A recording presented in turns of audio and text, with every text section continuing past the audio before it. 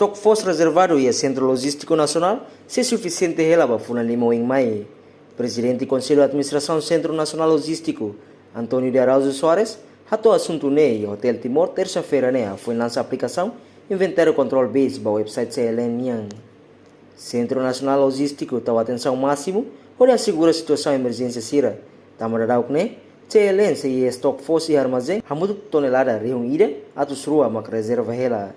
Ne parte ratou questão liga ao fundo a intensidade as nebe acontece em Médio Oriente, entre Estados Unidos da América, no Israel, sobre Irão, nebe implica o mundo, inclui Timor-Leste. Sempre total atenção. A Nacional informa na kami tem que ser urgente apresenta justificação de payment balai vai ministro tutelar a governo da decisão ser urgente. Tem que reunir reservas de payment dia.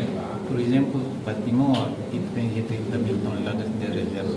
Pelo menos entender que ele está fulan lima. Também tem consumo nele, bom demais. E tem consumo por ano, por mês. Consumo fosse 12 mil toneladas. E tem importação cerebral, muito 70%. Também tem corrupção de semente.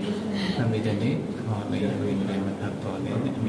atenção imediata, podia tomar presidência armazém e ter força na mini 200 e ter podia ter 1500 e ter simultâneo força nível de importa a por completar e 1500 no entanto nem torne depois de a recolhimento da rendimento torne 50% por volta e ter 3 mil toneladas.